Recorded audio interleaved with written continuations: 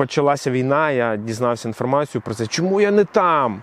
Мені смс-ку: тато, ми твоя церква, найперше ти про нас маєш піклуватися, залишайся в Польщі. Що ти бачиш? Вона каже: ну ми бачимо Армагеддон. По типу все, вони не виживуть. І вже з того моменту я зрозумів, я не можу спати, зупинитися, почати думати, депресувати, руки опускаються, оце, мабуть. Поплакали і пішли далі, зібралися силами і пішли далі працювати. І я думав, що ось вони, духовні лідери, ось вони пропали. Їх не видно було. Важливо займатися волонтерством саме тому, що це робив Христос, проповідував людям. Те і ми робимо.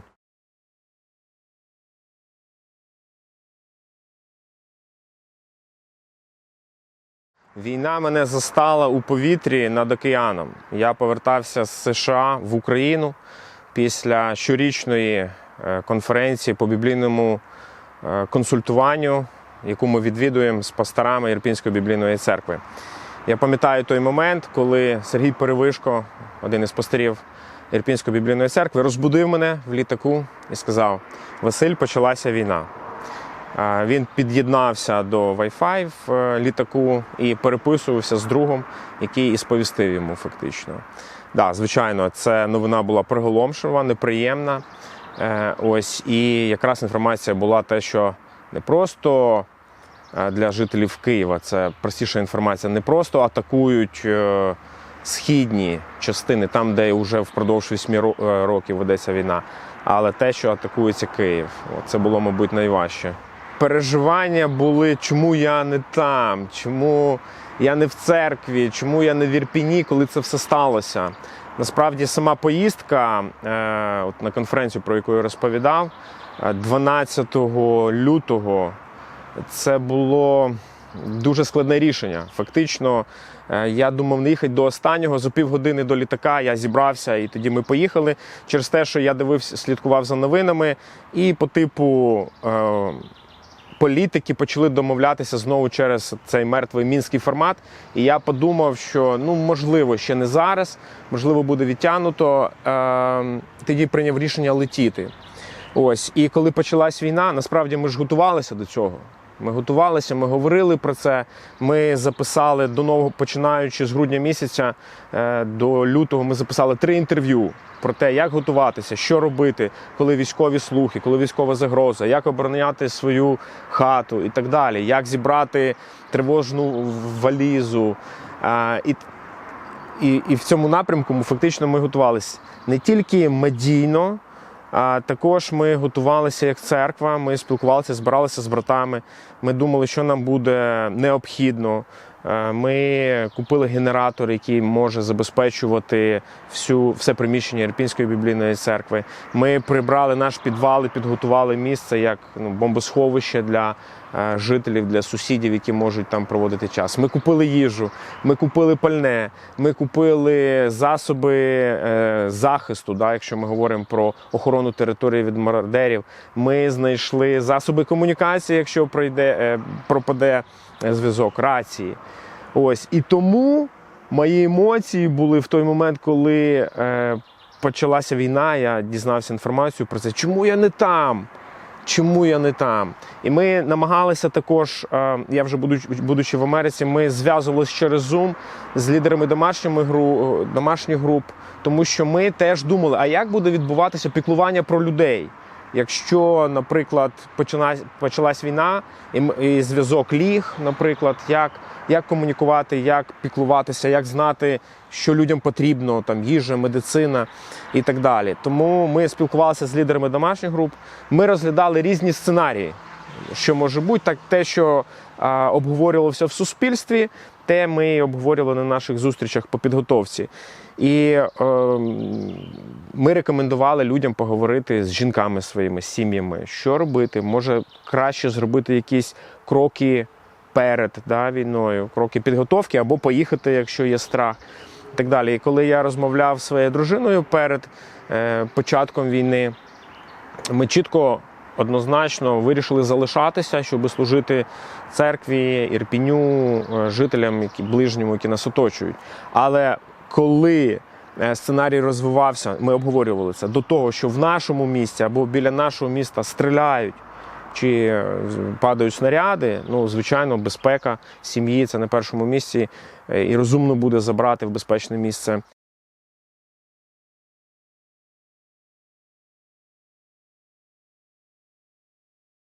Коли я почув інформацію про те, що війна почалася, очевидно, що ми в Київ не долетимо, тому що небо закривають одразу. Ми приземлились в Мюнхені, я подзвонив до Альони, до дружини своєї, запитав, що ти бачиш. Вона каже, ну ми бачимо Армагеддон, ми бачимо літаки, вертольоти, ми бачимо вистріли. Ну, хочу нагадати, що Ірпінь і Гостомель по прямій – це 10 кілометрів. Тому з Ірпіня було дуже чітко видно, що відбувається в Гостомелі. І літаки, винищувачі, вони робили коло в Ірпіні, над Ірпінем, і далі атакували знову Гостомель. Тому жителі Ірпіня, які були 24-го на місці, вони пережили те, що в фільмах ми можемо тільки бачити, оці сцени. І моя дружина була з дітьми в Ірпіні в той момент. Я запитав, де ти? Вона каже, ми в підвалі у друзів. Що нам робити? Ми всі хочемо їхати. Всі методички, всі рекомендації говорять про те, якщо стріляють, ти чуєш вистріли, біля тебе падає, вибухає, не можна йти, тому що це осколки, це кулі, це можна загинути. Я сказав, тобі краще залишатися. І в мене пропав зв'язок. Знаю через те, що я вже з Польщі телефонував їй.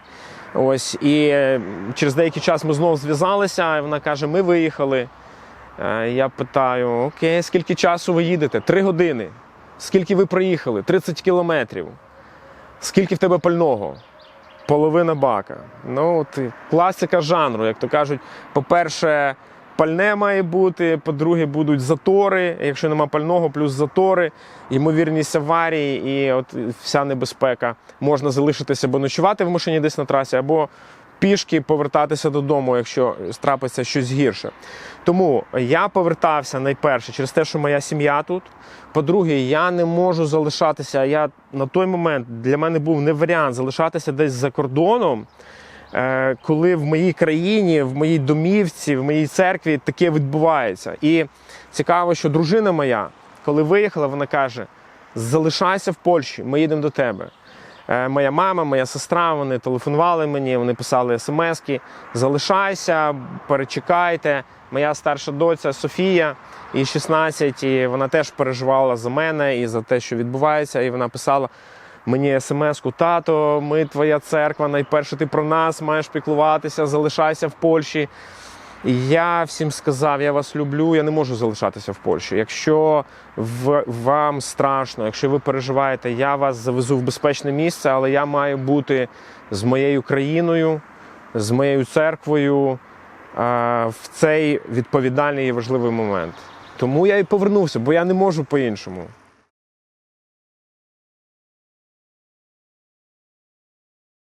– 24 лютого я був на кордоні з Польщею, або ж з Польщі в Україну. Ми перейшли кордон і їхали цілу ніч, і 25-го вранці ми були в Рівному. Я пам'ятаю цей момент, ми зупинилися в моєї мами з пастором Сергієм Перевишко. І тільки я вмочив ложку в борщ, сніданок був, мама приготувала сніданок, і хотів взяти, і ми почули, пролунало 2 вибухи. Це росіяни відпрацювали по Рівненському аеродрому. Ось. І вже з того моменту я зрозумів, я не можу спати, я не навіть спати, хоча і джетлег, і декілька, десятків годин я не спав нормально. Ось. І в мене одразу почався кол-центр.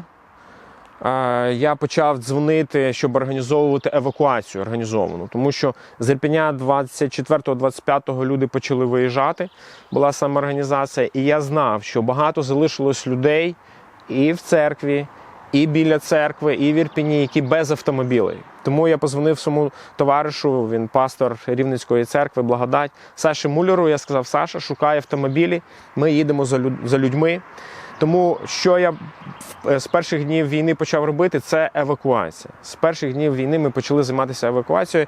26-го ми були вже в Ірпені, і в перший день цієї організованої евакуації ми вивезли 60 людей, на другий день 100, потім 160, і воно почало вже, ми перестали рахувати, ну, мабуть, те, що ми змогли разом нарахувати за допомогою волонтерів з Житомира, з Вінниці, з Рівного, з Чернівців. Ми разом вивезли і супроводжували приблизно 3,5 тисячі мешканців Ірпеня. Ось. Після цього ми, оскільки ближче до Києва, ну, мабуть, після Житомира, почалась проблема з пальним, і постійно потрібно було з собою 1-2 каністри, щоб назад повернутися з людьми. Я почав думати над проєктом автозаправочна станція на колесах, так? АЗС на колесах. Тому ми знайшли бочку, знайшли кубову і фактично втілили цей проєкт. Отож, перше почав займатися евакуацією, потім забезпечення нашого волонтерського центру Ірпінської біблійної церкви. Це пальне, гуманітарна допомога. Ось, що ще? Ми пробували теж перших 2 тижні організувати. Ми фактично організували кол-центр, і більше це як психологічно-духовна допомога, як телефон довіри. Ось, ну, ми побачили, що в перші дні війни людям актуальна була інформація, більше вони дзвонили, запитували, як дістатися, як переїхати, куди подзвонити, де переночувати, більше от такі питання. І потім ми фактично з командою пасторів і служителів Ірпінської біблійної церкви налаштували систему нашого волонтерського центру таким чином, що ми приїжджали на ротацію, на 10 днів, 2 тижні залишалися на місці і потім мінялася команда. От, фактично це те, чим ми займалися.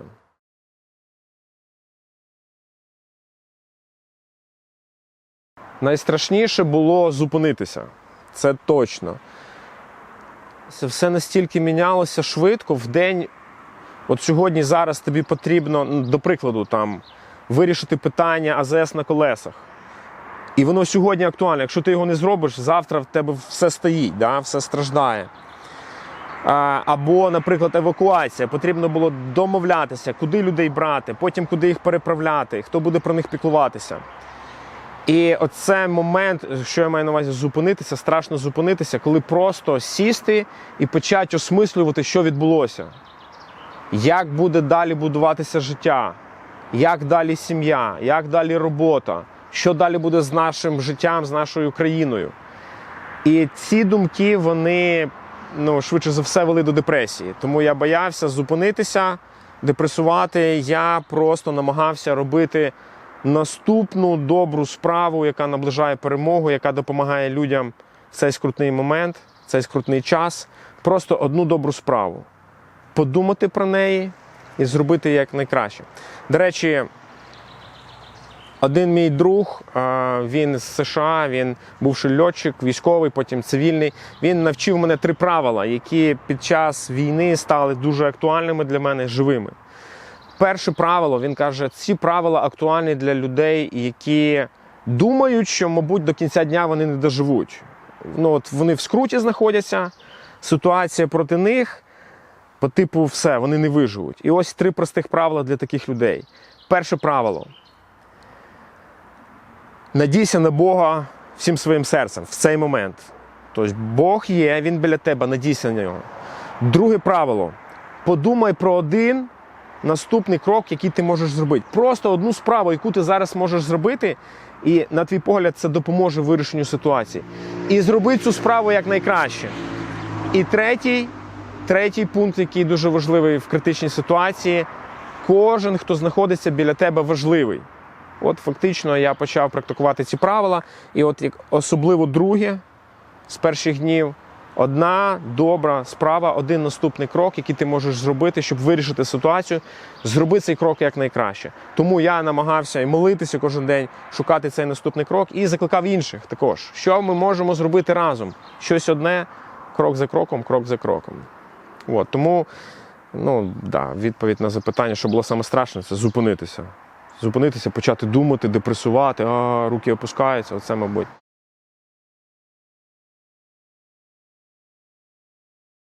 Мабуть, мене найбільше вразило те, що... Це люди. Мене найбільше вразили люди. Я поясню. Люди, від яких ти очікував приклад поведінки в цей скрутний час, вони розчарували. Люди, які були для мене авторитетами, на яких я дивився, рівнявся. І я думав, що ось вони, духовні лідери, ось вони, ті, хто зможуть повести, там, я не знаю, церкву, націю, вони пропали. Їх не видно було. Ось, тому я розчарувався. А люди, від яких я не очікував абсолютно нічого, і більше того, в мене були упередження щодо таких людей. Вони виявилися вірними, постійними і надійними побратимами в час скрути. Тому найбільше мене вразили люди. І позитивно, як я сказав, і не дуже позитивно, м'яко кажучи.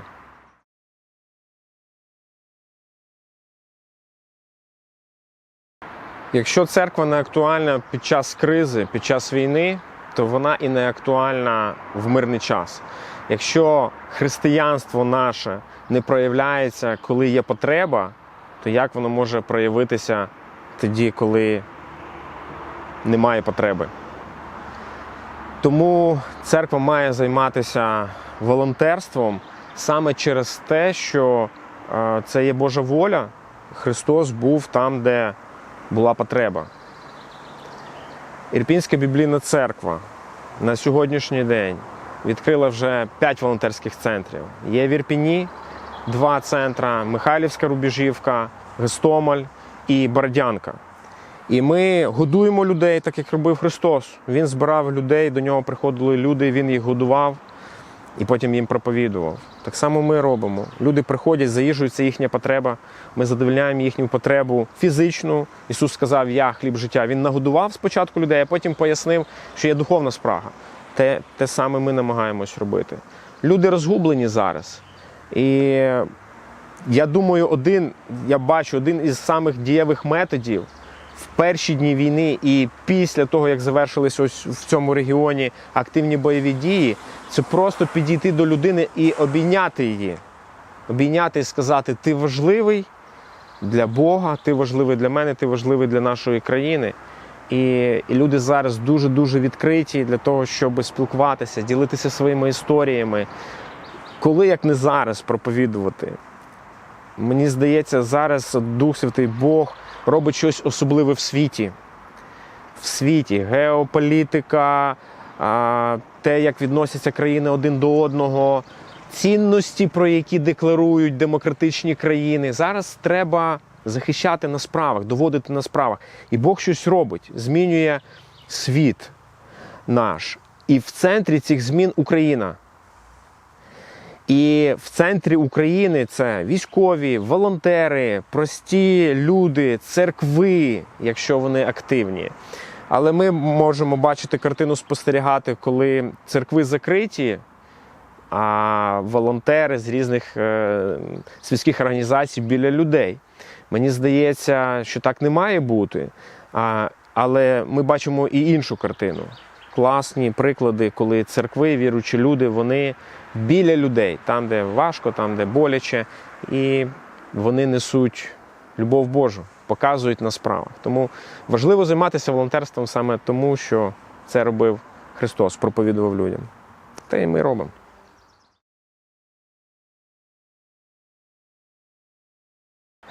Я займаюся волонтерством і долучений до відкриття нових волонтерських центрів через те, що я бачу, що зараз це є в Україні унікальна можливість. Нам треба використовувати цю можливість. Зараз час, коли ми можемо бути ще ближче до людей. Ми можемо проповідувати їм, ми можемо бути відповіддю на їхні молитви, на їхні прохання. Ми можемо слухати їхні історії. І мене це мотивує, тому що я бачу, що в цьому є потреба. Це по-перше.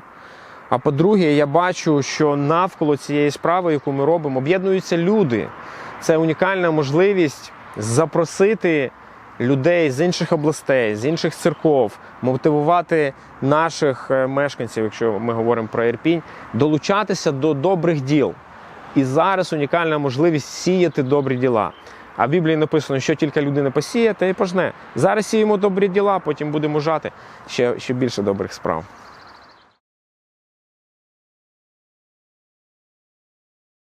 На різних етапах, на різних періодах війни я вдячний різним людям.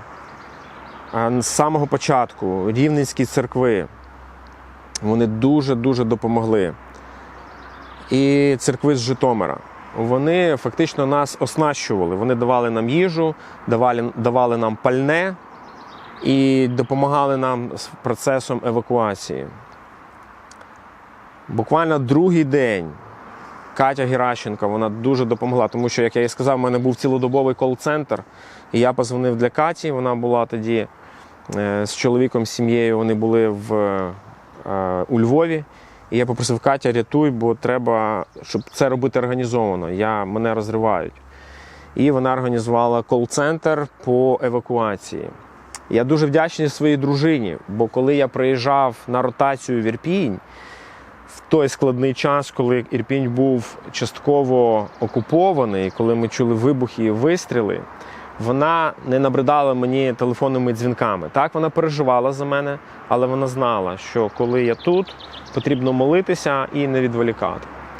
Я дуже вдячний Василю Геращенку. Ми з ним пройшли різні цікаві історії, багато пов'язаних історій. Я вдячний братам і сестрам з Ірпінської біблійної церкви і не тільки. І ми відкривали, я пам'ятаю, разом в Рівному волонтерський центр і церковне служіння. Так багато людей, які навколо долучилися до вирішення оцих проблем, які створила нам Російська Федерація. А ще знаєш, кому я вдячний?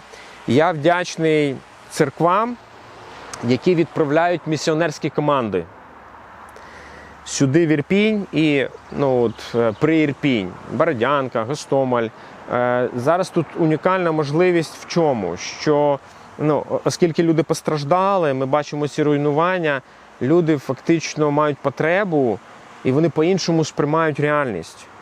І тому я кажу всім своїм друзям: відправляйте сюди невеличкі місіонерські групи, щоб вони могли служити церквам. І завдяки цим місіонерським групам ми можемо розширяти наше служіння, задовольняти більше потреб, які мають люди. От глобально ці напрямки. Звичайно, я вдячний людям і організаціям, які посилали сюди засоби безпеки, бронежилети, які посилали сюди їжу, будматеріали, будівельні команди, багато людей. Мабуть, я вдячний найбільше людям, які Бог послав мені впродовж цього складного періоду війни.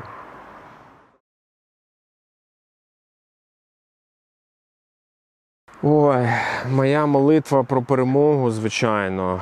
Я розумію, що перемога не стається просто так. За перемогу треба заплатити високу ціну. Якщо воно дається дешево, безкоштовно, або людина небагато за це заплатила, мабуть, воно не цінується.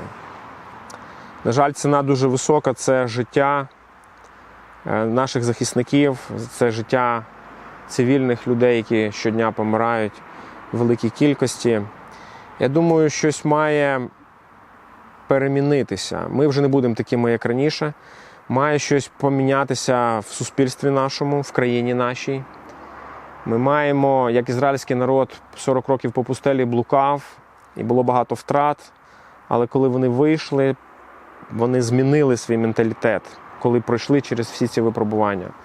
Нам треба змінитися як країні, нам потрібно змінитися як церкві. Однозначно.